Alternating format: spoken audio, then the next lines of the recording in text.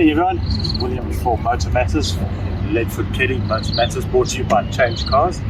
And as you can see, I'm standing in front of a gorgeous Alfa. This is the Stelvio, this is the QV, not the QV, I wish it was the QV, it is the Veloce, but it's the all-wheel drive version.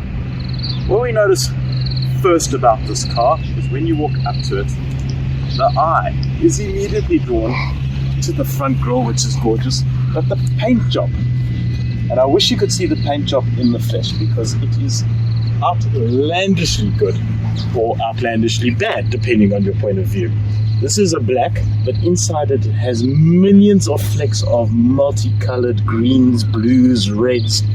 It's almost like you're looking up into the stars at night. Can you talk about the car rather, please, instead of all this? The paint is gorgeous. That's Alan in the background. You can never keep him out of anything. No, get on with it. I love the front here. I love the coloured Alfa grille. I love the aggression of our front scoops. I think the headlights on the car suit it perfectly. Bear in mind, this car is 6 years old. It has had a facelift. But this tells you that, and I'm going to use it, Alan. What? Italian flair and styling. Okay, I'll give you that. Alive and well. I'll give you that much. Have a look at these wheels. Oh, I feel a swelling. They are magnificent. This is Alfa from the best days of Alfa. Our big 5. I won't say round because they're not round, but you know what that design is. Are stunning. It's the Alfa Cloverleaf. It's just fabulous, isn't it? From days of old. And look at what it's shot on. We've got 20-inch rims, but we've got a decent 45 profile on it, which is actually quite nice because this is an SUV. And Alfa have refrained from going red calipers. Thank you, Alfa. Sweeping lines of the car. What can we say? The Veloce badge, Veloce, not Veloce, as some people have pronounced it. It's Italian. Tells you everything you need to know about the car. Veloce means speed, and this car has plenty of that. 2-litre turbo, 206 kilowatts, talked about on the interior. And whilst it's not the QV, it is certainly the Q4, which is the four-wheel, all-wheel drive type motion on the car. Look at the exhausts. Oh, those fantastic. 2 of them, big, small little pups on the inside, but I quite like it. 2 clicks of the very nice key, I have to say. Beautiful, subtle Alfa badging on the key. 2 clicks opens the boot. As one would expect in this price range, we have a power tailgate. But look at the size of this thing, it's massive. We do have a space saver, unbelievably thin little rubber thing in here. I have no idea how that works. I hope never to have to use one. It's there if you need it. And a comprehensive toolkit, it looks like. Plus we have a pumping unit there which will allow you to inflate tires using your battery or your portable mattress should you be going camping, or any of a number of other inflatable devices that you may or may want to use. Your seats fold back. Typical 60-40 split. We have a charging station somewhere around here. I think. No, it's blocked out. I thought there was one in the car. I haven't spent that much time in the car. And various Oddman storage spaces all over the place in the Alfa. And I have to say, a very nifty, robust feeling parcel cover on the car. Also of note, what you pick up is you have another little cover here just to hide prying eyes from your groceries when you have stuff in the car that's of value. But overall, this is a decent sized boot. You can pack a number of suitcases in there and you are on your way for your holidays, which I imagine this car is going to be used for quite a lot of the time. Interior, seat space at the back. It's a 5-seater, not a 7-seater. You've got plenty. There is bags of room in there, and together with my pillow for when I need to take a little nap during the day because Alan's making me work so hard. I do like that. Front of the car, as one would expect, electric seats with obviously memory functions, and it has bolt support on these 2 buttons here, so the seats actually tighten in when you're wanting to get sporty and it keeps you nice and comfortable. everything else on the car, it's all there. I didn't think there was anything missing that I wanted on the Alfa. And from an external point of view, I have to say, this angle, a 3/4, makes it. What a drop dead And what you did miss out car. is notice again the tri-grill at the front. Yes. Which is now such an Alfa You're right. standard hallmark. We have a 1, 2, 3 setup. I will say something about whilst we on the outside also, the headlights on this car are outstanding.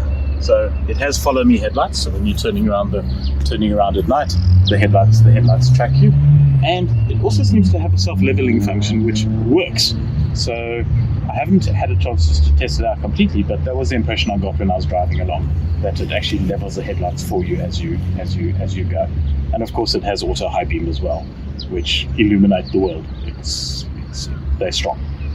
The bottom line is they've made sure this thing has got everything. Absolutely. It's in competing with everything else on the market, and it's not a case of you lacking something just because you're buying the Alfa. And exactly that. And normally this badge would indicate that you would pack yourself a cardboard box in the boot to put all the bits that fall off the car into once you're on the road. On this particular one, you can throw away the cardboard box. In fact, on all the new Alfas, you can throw away the cardboard boxes. Those days are long gone, and this now is a badge of honor, as it should be. Right, we're on the road in the Alfa Stelvio Veloce. Q4, 4-wheel drive. Now I'm going to correct you. All-wheel drive. All-wheel drive. Yeah. Come on, William. You know what's interesting? Yeah. It's actually not, because what it'll tell you is if you go into our driver assistance, I believe. Okay. No, it's not driver assistance. I haven't spent much time on this car, as you can tell. Yeah. It actually tells you which wheels are driving. Oh, okay. So I was quite interested. I think they actually be under performance. I was quite interested in that. Go back, give me the technical gauges. Go. Okay, I found a new menu. Okay. All-wheel drive, stroke rear-wheel drive. So it'll actually transfer between the two. It seems like. Okay. So I'm a little bit interested in that. But be that as it may. You know what it is? It's a rear-wheel drive. Most of the time.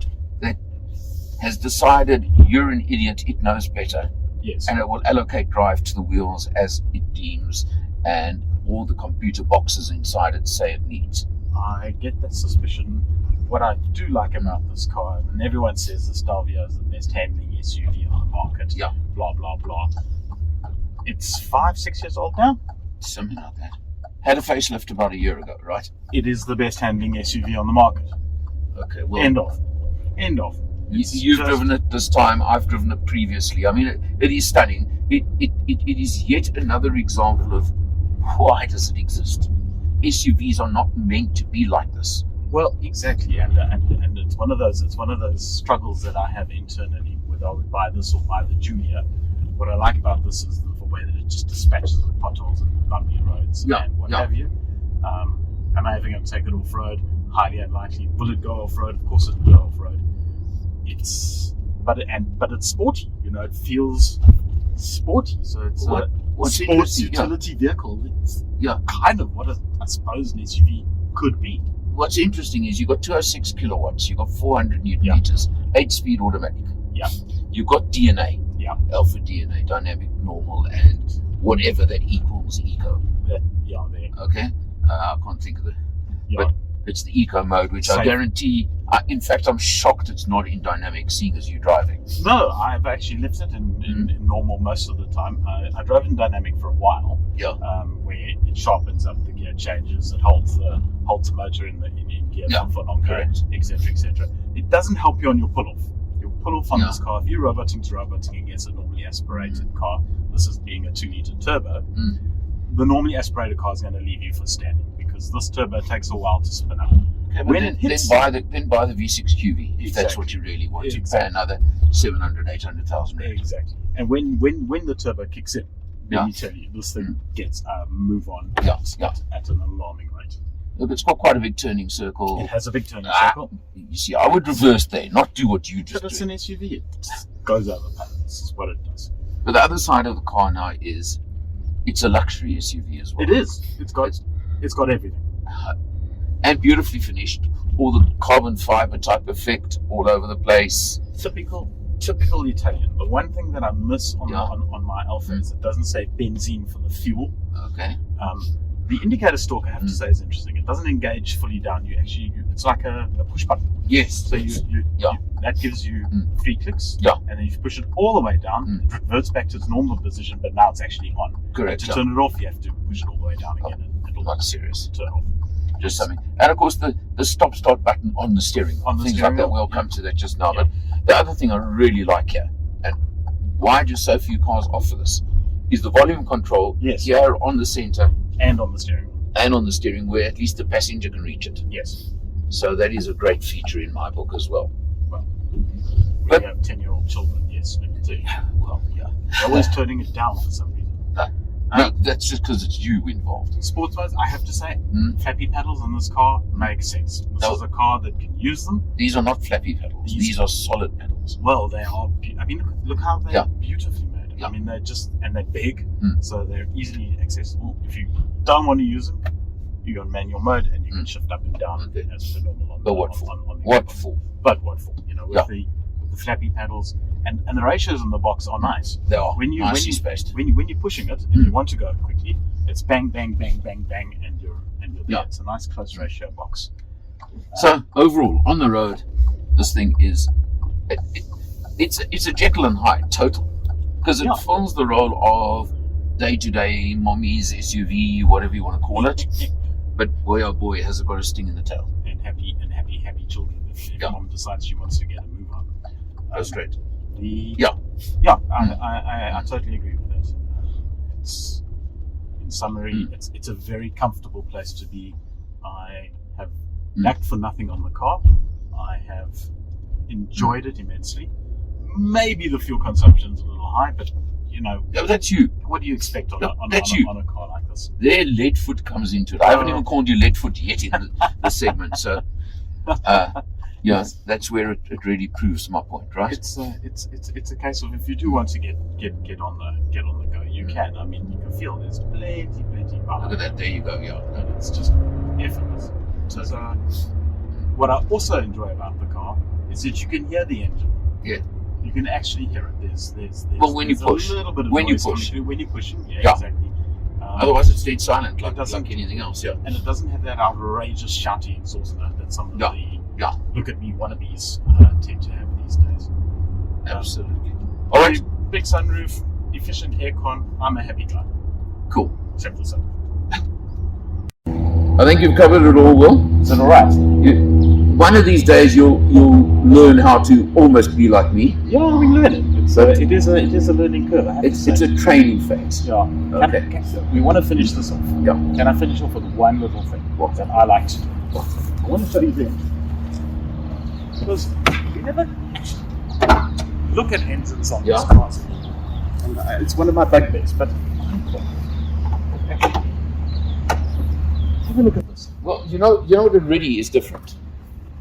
On so many other cars we get these days, the whole thing's a plastic cover. Exactly. You see nothing. Exactly. Besides this stabilizing strut across the top. Yeah. Exactly. But look at how much space you've got in here, and I like space in here because it means you can put it in a bigger engine, which is obviously what happens when you've got the QV. But besides that, you can actually work on the engine. Exactly. Well, not you. Well, your mechanics. And if we look at the size of our air pipe in here, we can see this thing is going to devour a lot of air. Why? Because it's got a lot of power.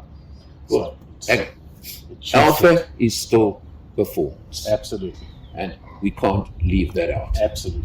So on that point, for Motor Matters, he's William Ledford Kelly. I'm Alan R.